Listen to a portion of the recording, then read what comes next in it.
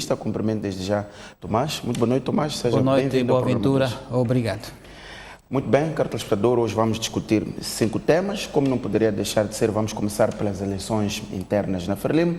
Vamos também falar da exoneração de Helena Taib, da função de governadora da província de Sofala. Vamos falar da saída de Mateus Magala como presidente do Conselho de Administração da EDM, do comunicado do FMI e do uso de línguas nacionais nas assembleias provinciais, à luz de uma decisão que foi tomada recentemente. Mas antes disto, vamos ao facto da semana. Tomás Vieira Mário escolheu para esta semana violência policial na localidade de Olinda, na província da Zambésia. Tomás? Boa noite uma vez mais. Faz hoje 8 dias que uma ação policial violenta sobre a população camponesa da ilha de Olinda, em Inhaçuns, na Zambésia, fez uma vítima mortal.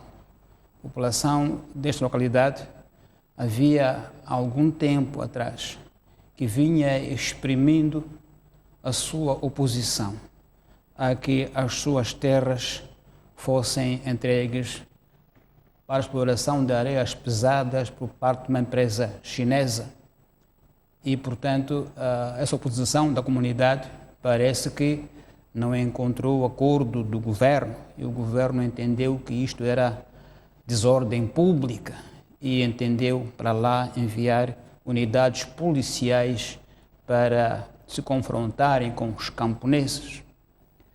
O porta-voz substituto da polícia na Zambésia, ao explicar a razão por que é que neste encontro houve disparos que causaram a morte de um camponês e ferimento a muitos outros, disse o seguinte: nós, polícia, usamos meios equivalentes aos dos camponeses. Isso é profundamente estranho, dito por quem o disse. Que meios equivalentes aos da polícia podem os camponeses ter usado? A polícia são unidades com treino especial em Matalane ou na Cipol.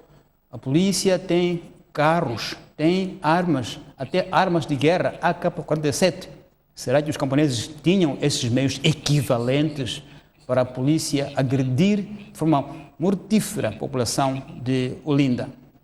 Este é um conflito que faz parte de um contexto geral, em que comunidades em situações de conflito com a indústria extrativa não têm vivido em paz. Há uma espécie de militarização da indústria extrativa que coloca a população em situação de hostilidade. E aí há uma linguagem que vai sendo usada pela polícia e que me parece muito perigosa, em que as pessoas levam epítetos de agitadores, de terem cabecilhas, e quando surge essa linguagem, se mobiliza a polícia para ir ter com as pessoas, ela vai com a ideia ofensiva de atacar camponeses inofensivos, incluindo com balas autênticas, matando pessoas. Não penso que haja e possa haver alguma vez, alguma circunstância, justificação para que a polícia vá com armas e dispare sobre pessoas inocentes, alegando que estes usavam meios equivalentes. Esta questão está a alastrar-se por todo o país. Antes era apenas na Vale, em Tete, já atingiu Moma, na Queimar, agora estamos na Zambésia, já é famosa a questão em Namanhumbir. Eu penso que realmente é preciso que se pense, repito, digo muitas vezes, se pense o lugar das comunidades na indústria extrativa. Não se pode matar pessoas em nome de empresas estrangeiras, porque é essa a ideia que fica, é de que a polícia moçambicana, as autoridades moçambicanas preferem proteger empresas estrangeiras a proteger camponeses com suas machambas. Não se pode tolerar esse tipo de prática, sob o risco de ficarmos com um Estado que pode ter, em território nacional, empresas com poderes militares incontroláveis e colocar a população como inimiga do desenvolvimento. Então, achamos que o que ocorreu em Olinda não é um caso isolado, é uma tendência nacional que deve ser parada quanto antes. sobre o risco de criarmos focos de violência e incubar novas violências na população moçambicana, porque elas vêm-se como sendo afastadas dos seus terrenos sem qualquer negociação. Até porque há uma ideia segundo a qual é preciso que a população consinta o projeto. Por isso que há consultas. Consulta é para que haja consentimento. E se não há consentimento, é preciso que se repense sobre se vai ou não vai acontecer o projeto. Não se pode forçar com armas a população, senão aí não há consentimento. Então, isto é uma declaração de condenação veemente a este ato policial. Repito, não é isolado, não é o único e tende a ser prática por todo lado onde haja projetos extrativos em Moçambique, no norte em particular, Tete, Nampula, Zambésia agora. Isso não pode ser explicado porque se contém violência que usa meios equivalentes aos da polícia. Essa expressão nos chamou a atenção, nos parece inaceitável e seja encorajada a acontecer. Há um inquérito em curso, que o inquérito ocorra e que se diga de facto o que ocorreu em Olinda e se puna para que não seja uma prática que vá repetir-se no país fora, como parece ser a tendência atualmente.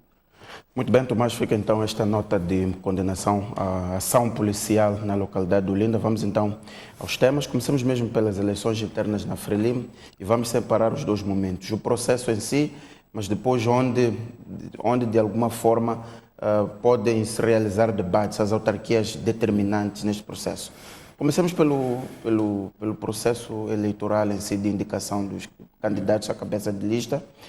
Depois de alguma agitação, temos então agora a situação mais serena dentro do Partido Frelimo, digamos assim. Sim. Na verdade, no Partido Frelimo houve um debate que me pareceu desta vez inédito, porque não é muito comum haver candidatos que saiam para fora e se queixem de que não houve democracia interna na eleição. Mas eu penso que democracia é mesmo isto, é a capacidade de haver um espaço interno de debate entre os militantes e se há desacordo, é natural, é próprio debate democrático. O que importa é que no fim haja uma decisão final do partido, como houve neste caso dos candidatos em Maputo, onde houve mais debate prévio à indicação de cabeça de lista, porque o resto do país penso que não houve grandes debates. A eleição interna ocorreu mais ou menos normalmente e em paz. O que se pode dizer de Maputo é que pronto, o partido decidiu não criar dúvidas sobre se ganha ou não Maputo. E para isso entendeu escolher indicar o Dr. Comish como uma garantia de que esse debate não pode acontecer sobre se ganha ou não ganha Maputo. Agora, eu pessoalmente acho que o Dr. Comish se foi em 2003 eleito como indivíduo, como candidato e não como cabeça de lista, e portanto tinha mais legitimidade e mais poder, eu penso que ele foi demasiado obediente ao partido ao aceitar, em 2008, não candidatar-se ou a deixar-se perder, deixar-se... Cumpriu a disciplina partidária? Eu penso que foi um excesso de disciplina. Foi um excesso de disciplina. O Dr. Comish foi eleito individualmente em 2003, acho que podia ter feito um pouco mais de resistência, mostrar que é uma pessoa legítima, competente e, portanto, e não aceitar aquilo que me pareceu foi uma manipulação do partido para ele não se eleger no segundo mandato. Penso que agora, o Dr. Comish tem agora a experiência que teve em 2003, 2008 e deve, na minha opinião, manter-se com alguma firmeza se for eleito, como penso que vai ser eleito. Agora, há pressupostos sobre a sua indicação de que ele transforma uma memória de competência, de verticalidade, mas essa memória deve ser relativa, porque o eleitorado que nós temos em Maputo não é o mesmo que temos em 2003. Há um eleitorado de Maputo que é inaugural, é inicial, não tem memória do passado como nós podemos ter. É um eleitorado que vem do campo, o êxodo urbano, o êxodo rural para o campo, marca muito Maputo como cidade, hoje não é assim tão homogênea, e o eleitor não é a maioria, tem memória, não é a maioria. É uma maioria jovem, que não tem memória do passado, não tem referência naquilo que é a experiência, é o percurso do Comish. Portanto, é preciso também não se ficar... Acredito que a memória vai ajudar muito é importante, mas não vai ser determinante, na minha opinião, porque há faixas etárias que são inaugurais nesse processo. Há muito jovem que vem do meio rural para a cidade, há jovem que vem do AGP, digamos assim. Então, a memória que nós temos do Comicho não é geral para o eleitor de Maputo. É preciso que não se pense que todos nós lembramos, porque somos muito poucos os que podemos lembrar. Sobretudo também porque vai concorrer com um jovem, com uma linguagem também mais, com maior capacidade de inserção no nível das zonas urbanas e ao nível desses primeiros eleitores com 18 anos este ano. É muito importante esse ponto. A elasticidade da juventude de outros candidatos tem que ser tido em conta. O discurso, digamos, mais livre dos jovens é sempre tido em conta. Digamos, a falta de compromisso com qualquer passado histórico também é importante. E, já que eu disse, o risco de populismo e demagogia dos mais jovens pode ser um grande desafio para o Dr. Comicho nesta campanha. Então, ele tem, obviamente, todo o background, conhecemos, de verticalidade, de experiência política e técnica, mas Maputo, como cidade, um espaço tão heterogêneo, precisa de alguém que tenha uma capacidade discursiva atraente e não alguém com um discurso mais evangelista, mais formal. Alguém que tenha um discurso mais arrojado, que possa atrair a atenção das camadas que não têm memória histórica. Eu repito isso porque é muito importante. Atrair as pessoas que são céticas. Há muito ceticismo, muita descrença nos políticos hoje em dia. Então, o cenário vai ser bom de ver, de seguir numa campanha eleitoral. Portanto, o Comicho tem aqui desafios. Mas, Tomás, o fato da Frelimo ir buscar um membro da comissão política com o peso de Inês Comicho e a vitória de Inês Comicho nas internas, uma vitória expressiva, não é o sinal de que para a Frelimo, o candidato que assegura uma vitória confortável neste processo, seja Inês Comicho? Não. Olhando para a sua credibilidade, para a sua integridade, ainda há desafios do ponto de vista de comunicação e um dos fatores que se levanta hoje é a idade de Inês Comicho. Mas ainda assim, colocando isto na equação, não será Inês Comicho dentro do Partido Frelimo, no nível da cidade de Maputo, o candidato ideal? Não há dúvida que esta foi a crença pelo qual o partido o colocou. Foi esta convicção de que este é o candidato que oferece segurança ao partido numa cidade como Maputo, com questões muito complexas. E, portanto, a memória de um gestor em 2003, 2007, de um gestor íntegro, eficiente, ficou e pesou muito na decisão da escola de Dr. Comicho. Então, e a ideia de que é uma cidade que oferece grandes dificuldades, o partido não queria correr o risco de dúvida sobre se ganha ou não ganha. Então, encontrou um candidato que achou que esse não oferece risco, oferece garantia. Mas, como eu dizia e repito, é uma garantia relativa, porque o contexto social da cidade de Maputo é um contexto muito movediço, não é aquele contexto, digamos, estático de 2003, porque Maputo cresceu bastante, continua a crescer, com população jovem que não tem memória que nós temos, nós os mais velhos, digamos assim. E, portanto, mas esta aposta é de que esta é a figura que oferece segurança ao partido. Acho que este é o ponto mais importante. Independentemente da idade ou outro fator, mas a segurança política que ele oferece é que tocou mais fundo, creio eu, para a sua indicação como capacitalista do partido na cidade de Maputo. Tomás, vimos nestes dias Venâncio Mondlane ser constituído arguido num processo de difamação. E isto começa a alimentar a ideia de como é que Venâncio Mondlane é constituído arguido numa altura de processo eleitoral bastante renhido. Começa a alimentar especulações se a justiça suspendesse os processos contra as pessoas durante os processos eleitorais. A justiça tem a sua velocidade normal. Não, eu acho que também há um exagero, um empolamento nesse ato. Difamação são crimes particulares, são crimes entre pessoas, não é com o Estado, não envolve o Estado. Portanto, o senhor Mondlane deve ter colocado insultos sobre alguém, um caso particular.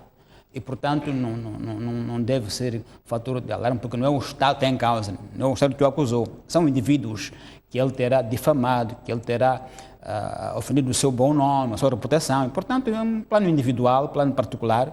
São processos muito fáceis, porque mesmo em pleno tribunal, se o ofendido disser assim, eu perdoo, o julgamento é interrompido e vão-se embora os dois, o tribunal manda embora os dois. Então, não são casos, não é um caso para politizar, é um caso pessoal. Não sei a quem é que terá difamado o engenheiro Venâncio Mondlane, mas, repito, é um crime particular, não é um crime do Estado. O Estado não tem interesse nesses crimes. Portanto, não se pode achar que é um aproveitamento para bloquear o Venâncio Mondlane concorrer. Não é algo. Mas até que ponto é que este tipo de situações pode afetar a imagem do candidato e a sua campanha, por exemplo, que é esta a questão de fundo? Eu penso que não há razão, porque, repito, é um crime particular. O que é difamação? Difamação é falar mal de alguém, atribuir-lhe uma conduta desonrosa a uma pessoa, ainda que seja o chefe do Estado, mas é pessoa. Viu-se o caso do Dr. Castelo Branco contra o presidente no tribunal. O juiz disse isso é um caso particular, de verdade de expressão. Portanto, difamação não são casos que devam criar pânico nem aos políticos, porque, repito, são situações de conduta entre cidadãos, entre particulares. Portanto, o tribunal resolve isso em 2 tempos e, repito, se o ofendido, na altura do julgamento, ouvir do ofensor uma explicação que mostra que ele não tinha intenção de ofender, enfim, foi um descuido de linguagem, pede perdão, e o ofendido perdoar em pleno julgamento, o juiz manda-os em paz. Portanto, não é um caso para se empolar, dizer que é uma tentativa de o bloquear, porque não é um caso, repito, de interesse do Estado, são casos particulares. Correm os seus trâmites normalmente, então não acho que é um caso importante por ela, até porque não se sabe bem em que consiste essa tal difamação, o que é que ele disse à outra pessoa, se comentou algum facto manchando o nome de alguém ou manchando a sua reputação. São casos, repito, particulares, individuais, que o tribunal resolve facilmente se os dois puderem facilmente se entenderem em tribunal.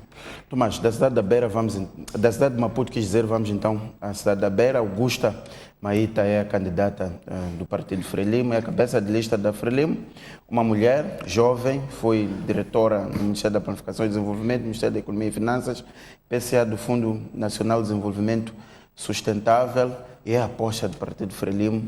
Deixou para trás 2 jovens homens, no caso, mas é uma cara que vem surgindo de forma bastante sorrateira ao nível da política e vemos ela como a principal concorrente da FSMAN. Pode ser uma aposta que assenta em 2 pressupostos. Pressuposto 1, jovem. Pressuposto 2, mulher.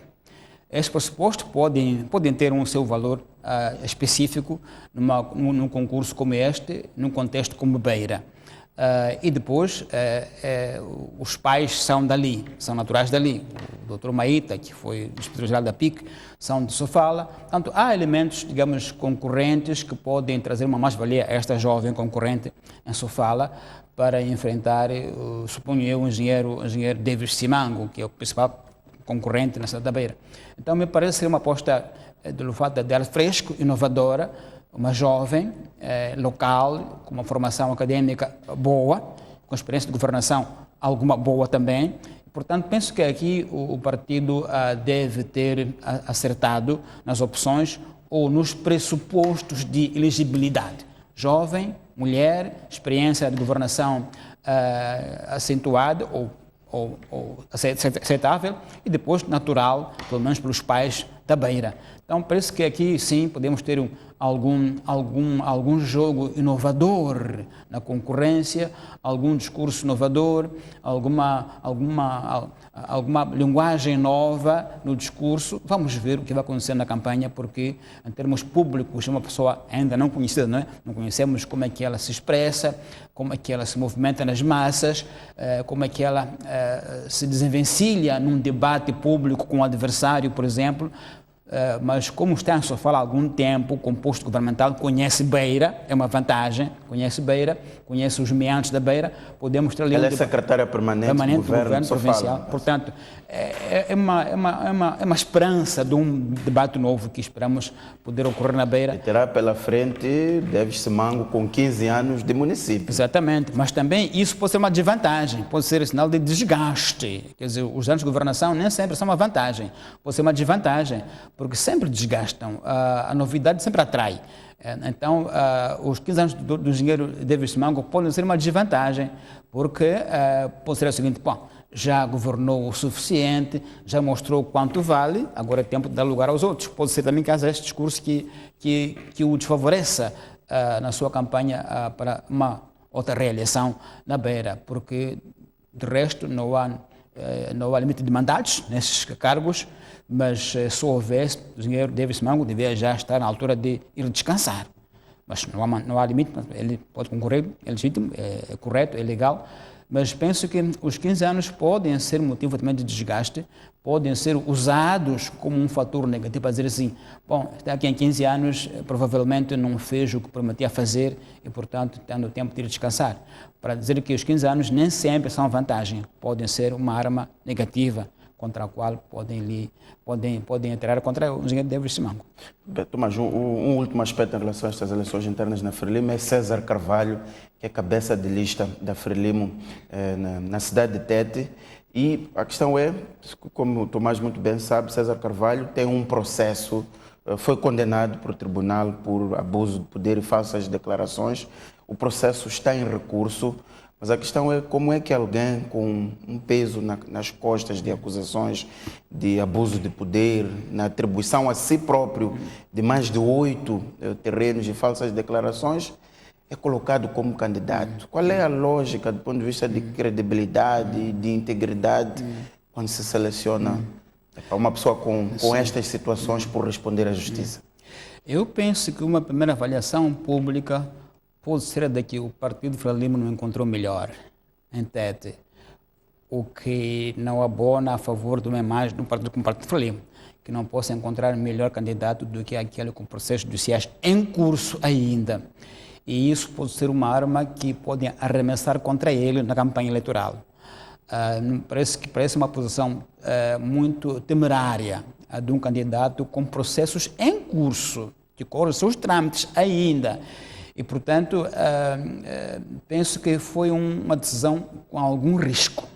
Um risco muito, muito evidente de a oposição se pegar nesse facto e dizer: então é esta pessoa que vocês querem que volte ao poder, quando tem processos pendentes em tribunal que mostram que a sua governação não foi transparente, não foi limpa, pelo contrário, foi um âmbito de processos judiciais. Então, penso que é uma decisão arriscada, e esse fator certamente que a oposição poderá usar à exaustão para provar que esta pessoa não tem estatura ética para voltar a governar, porque parece um prêmio que se dá. Sobretudo, Tomás, quando nós vemos noutros quadrantes, a mínima suspeita é a própria pessoa que se demite, afasta-se das funções. Pois, é isso que eu digo, em termos públicos parece ter um prêmio, parece um encorajamento, ou parece um perdão por parte do partido ao candidato. Não me parece que aqui o partido andou bem. Acho que aceitou correr o risco, e o risco está lá. Pode ser que ganhe as eleições, mas sempre haverá uma suspeita de por que é que o partido insistiu numa figura que tem processos ainda em curso, repito isto, em curso. Se fossem processos já fechados, em que eventualmente foi ilibado ou condenado, mas cumpriu a pena, saiu, diria-se, bom, isto é passado. Mas não, são processos ainda correndo os seus trâmites. Então penso que é um risco que o partido quis correr, há de saber como geri-lo, nos considerar a altura, mas que o risco está lá sim.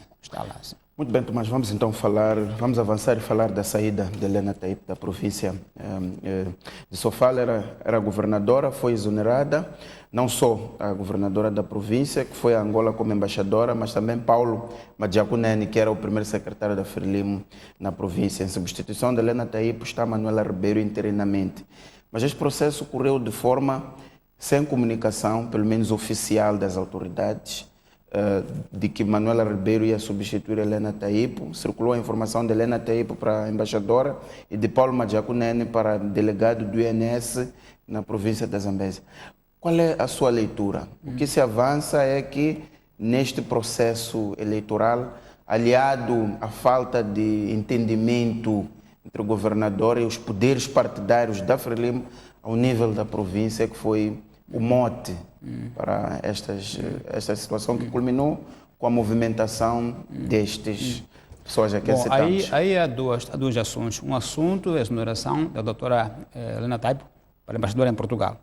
Outro elemento, Angola, desculpa. Outro elemento é a nomeação da vice-ministra como governadora substituta em Sofala.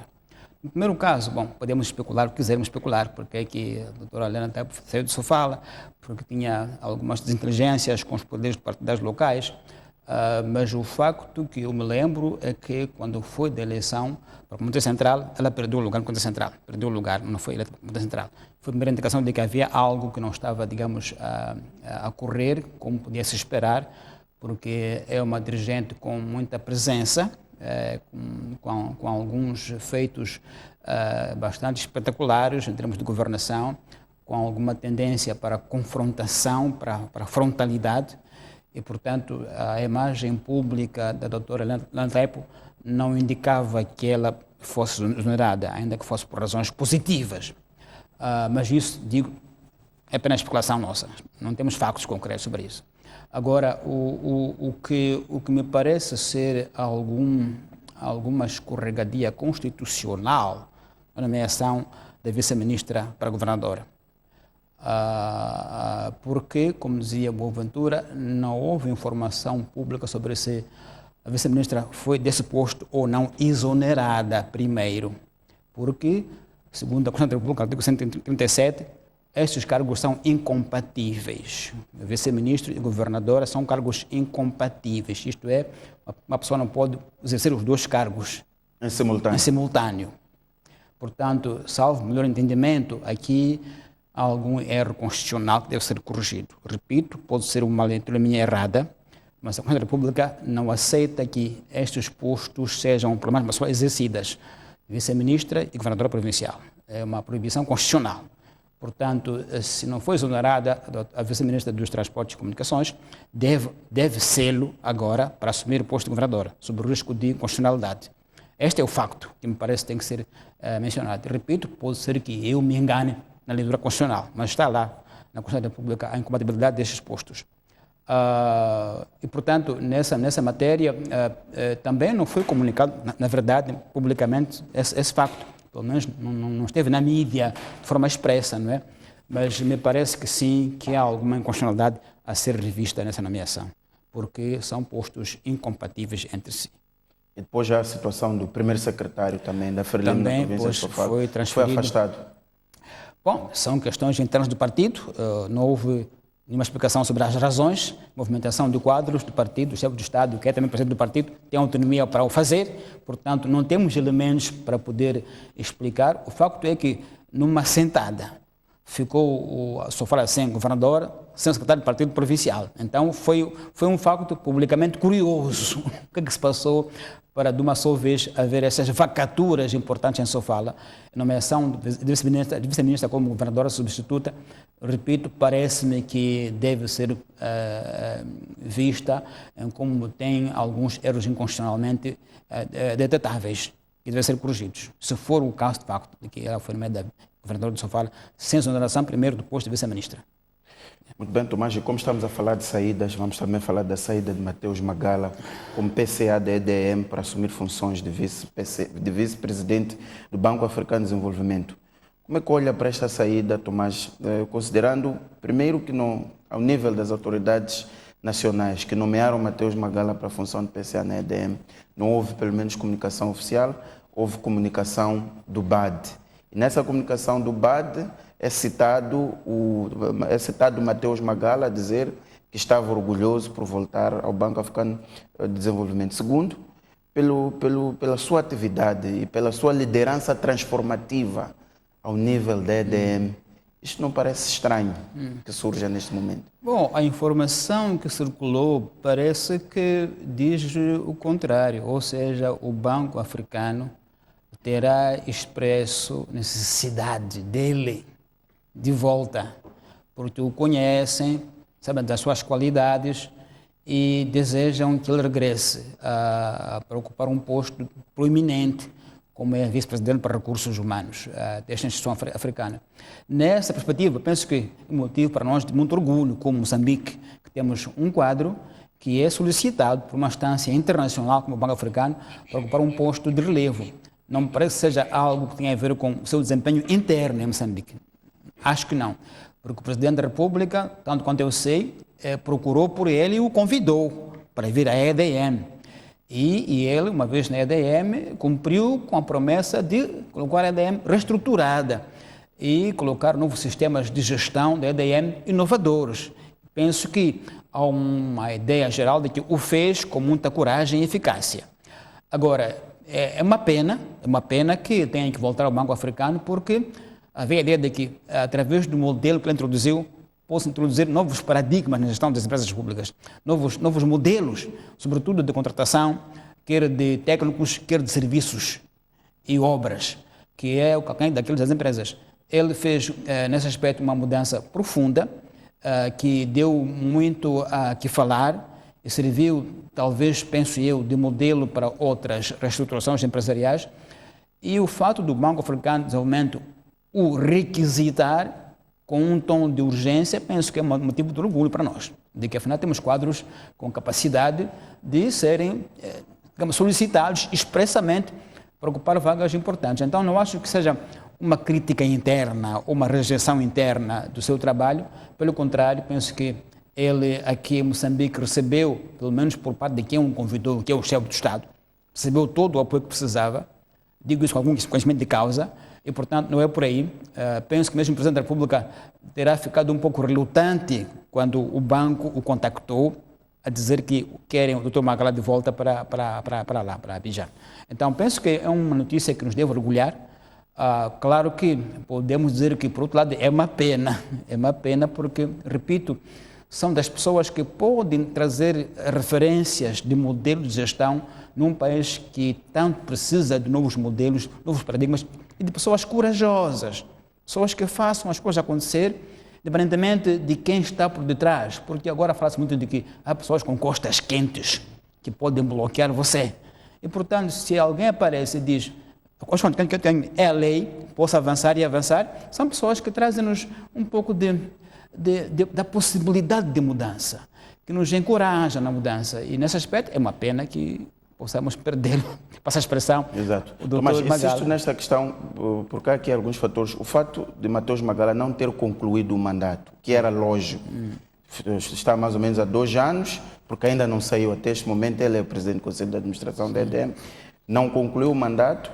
O fato de, como diz, ter feito reformas bastante profundas e as suas últimas declarações, na sua última aparição pública, denunciou esquemas milionários sobre faturação. Não há como estabelecer uma relação de causa e efeito a partir daqui.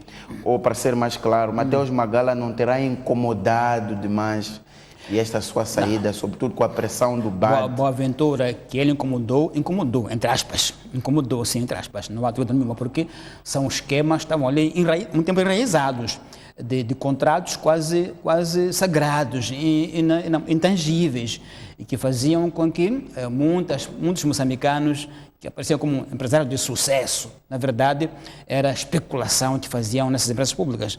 Temos aqui em Moçambique muitos empresários que, se nós lhes arrancarmos os tapetes dos concursos viciados, caem por terra.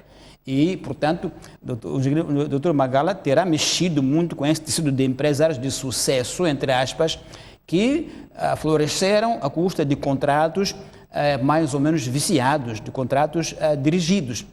Claro que nesse aspecto sim incomodou, entre aspas, esses setores, porque se me diz que o EDM comprava contadores 3 vezes mais alto que o preço do mercado, imagine quem que os vendia EDM, como é que ficou quando esse tapete lhe foi retirado. Ficou incomodado, como é óbvio, mas não creio que seja por isso que ele volta ao banco, acho que não. Porque, de outro modo, poderia muito bem ser ideia dele pessoal, dizer, olha, eu me retiro porque não tenho espaço. Mas nunca disse isso, não tem espaço. Sempre disse que vai avançar, cumpriu com a sua missão e com o seu compromisso que assumiu como Presidente da República para reestruturar a EDM. Então, eu quero afastar a ideia de que ele retira-se porque, eventualmente, internamente foi, digamos, hostilizado, ou impedido, ou bloqueado. Acho que não é por aí, na minha opinião. Muito bem, Tomás, vamos avançar e vamos falar do comunicado do Fundo Monetário Internacional que foi libertado há poucos dias. A primeira nota, Tomás, Percebe-se neste comunicado alguma moderação comparativamente aos comunicados anteriores, às recomendações que o FMI lança para as autoridades moçambicanas, o aperto fiscal, a redução das despesas ao nível do aparelho do Estado, mas há também um aspecto importante que é o alívio dos juros ao financiamento a Moçambique. E o outro aspecto é que neste comunicado já não vemos o FMI a dizer que quer ver esclarecido o assunto das dívidas ocultas. Esta moderação e esta forma de estar neste comunicado comparativamente aos anteriores não dá a ideia de que parece que as relações estão a voltar à sua normalidade com o Fundo Monetário Internacional. Bom, este comunicado que saiu no fim de uma missão a Maputo do FMI diz essencialmente que o FMI está satisfeito e que o governo está a seguir as suas orientações. No fundo é isso. Está a dizer que o governo está a seguir à risca aquilo que ele, o FMI, determinou. Contenção de despesas, nomeadamente nos combustíveis, atualização do preço do combustível de forma automática e levantamento de subvenções, em várias áreas. Então, o FMI diz, no fundo, que está satisfeito que o governo está a seguir as suas receitas. Não mais do que isso. E que apela para que continue assim o governo nessa linha. Então, não vejo no comunicado do FMI algo de novo, a não ser satisfação, porque o governo está a seguir o que ele próprio orientou no aspecto de contenção da despesa fiscal, a estabilização do câmbio e por aí fora, não é? A política cambial e fiscal. Eu acho que, no fundo, o que eu vi neste comunicado, nada de novo, a não ser exprimir que está satisfeito, que o governo está a seguir e que ele, o FMI, está atento agora ao governo, como talvez não estava antes. Agora, há um outro comunicado, dia 1 de agosto, não é? Esse sim, que fala das dívidas moçambicanas, nomeadamente, aí sim há uma espécie de um alívio da dívida em termos de prorrogação do prazo até 2023, em que mais de 70% dos bondes vão ter uma prorrogação, incluindo cerca de 80% dos credores que aderiram a esse esquema até 2023, mas com uma ressalva de que os juros da dívida vencida devem ser pagos. São quase 200 milhões de dólares que devem ser pagos. Mas também que, a partir de 2023, o pagamento da dívida tem que ser indexado ao combustível, ao gás que vamos ganhar em Palma. Ou seja, há, por um lado, um alívio da tesouraria moçambicana, mas, por outro lado, por cerca de 7 anos, mas, por outro lado, há uma obrigatoriedade de que o que nós ganharmos com gás fique indexado à dívida que temos que pagar.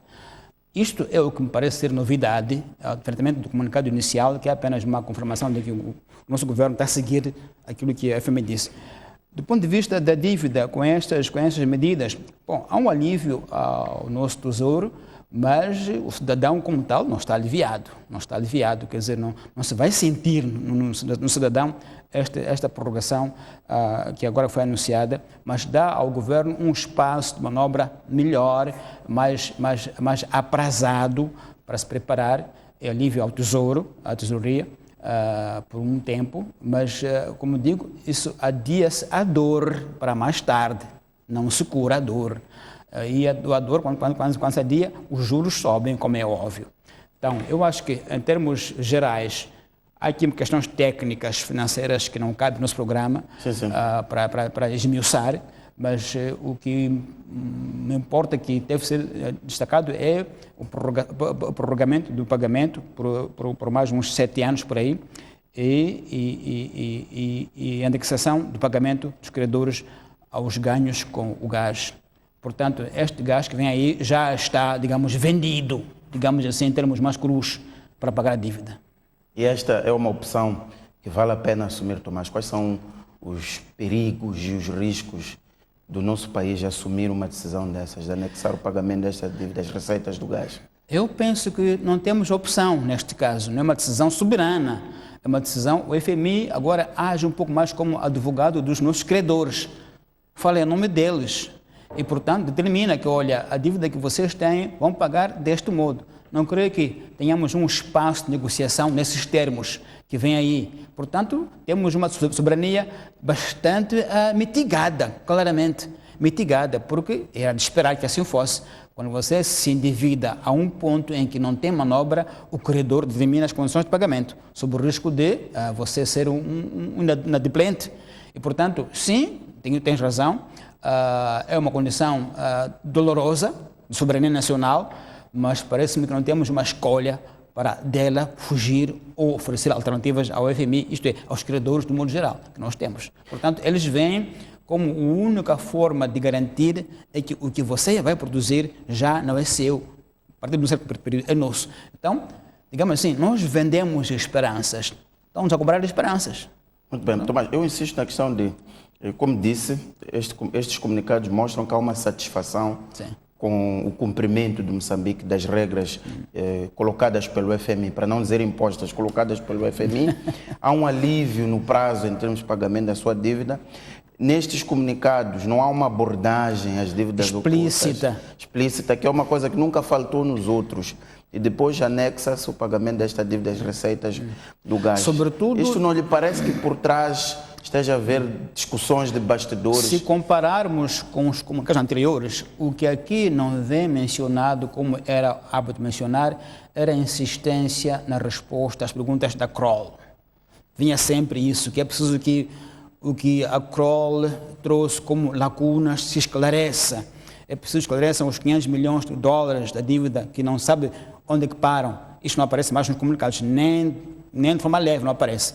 Isso pode ser, sim, uma ideia de que o processo está, em algum modo, ou em algum sítio, a andar e que não vale a pena mencionar em público. Pode ser indicação disso, porque realmente os comunicados sempre mencionavam que é preciso concluir o relatório da Kroll, com informação em falta, esclarecer os 500 milhões de dólares que ninguém diz aonde é que param.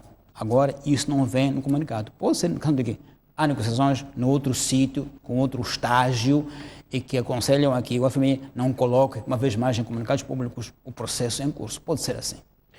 Muito bem, Tomás, vamos então falar do nosso último tema, que é o uso de línguas moçambicanas nas assembleias provinciais, uma decisão importante tomada recentemente que vai facilitar até as discussões nas assembleias provinciais. Eu queria, digamos, exprimir satisfação muito grande pelo fato de que já nas assembleias provinciais se possam usar línguas moçambicanas. Acho isso um ganho importantíssimo da democracia moçambicana, um ganho de soberania nacional, permite que a população, os deputados da Assembleia Provincial possam falar livremente nas suas línguas, exprimindo sem medo suas opiniões, porque isso dá mais valor à democracia, dá mais conteúdo ao debate. Eu creio que mesmo na Assembleia da República agora ficou ela a avançar. Nosso Parlamento tem que incluir agora também a faculdade de os deputados poderem falar a língua moçambicana. Acho que a qualidade de debate seria outro. Eu imagino o doutor Catupo, o doutor Mulembo a falarem em Macua, a falarem em Anja no Parlamento. Teriam muito mais impacto com a comunidade de Niassa, de Nampula, de Cabo Delgado, a ouvirem suas línguas no Parlamento moçambicano. Nós temos que dar esse passo agora para que as pessoas sintam que, de facto, aqueles órgãos os representam. Eu creio que há muita ideia muito importante nas assembleias provinciais que não sai, porque o deputado tem medo do português, não domina português, e quando ouve os juristas que falam no Parlamento com linguagens muito complexadas, ficam com complexo de falar. Então eu acho que é um passo muito importante que as assembleias provinciais possam agora usar línguas moçambicanas, libertar os deputados do medo e do receio, exprimirem opiniões e serem ouvidos pelos seus eleitores a falarem da sua aldeia, na sua língua, livremente. E o Estado tem um dever de provisionar tradutores, intérpretes para que o que falam na sua língua fique também em português traduzido. Então, eu acho que isso é um avanço muito importante. Quero congratular a decisão, esperar que agora o Parlamento moçambicano, a nível central, dê o mesmo passo, porque só assim, de facto, as pessoas poderão falar livremente, exprimir na sua língua, suas ideias, sem medo do português, que é muito complicado no Parlamento, falado pelos especialistas, pelos doutores. Então, o povo tem que falar na sua língua. E isso, acho isso muito importante e parabéns pela decisão tomada.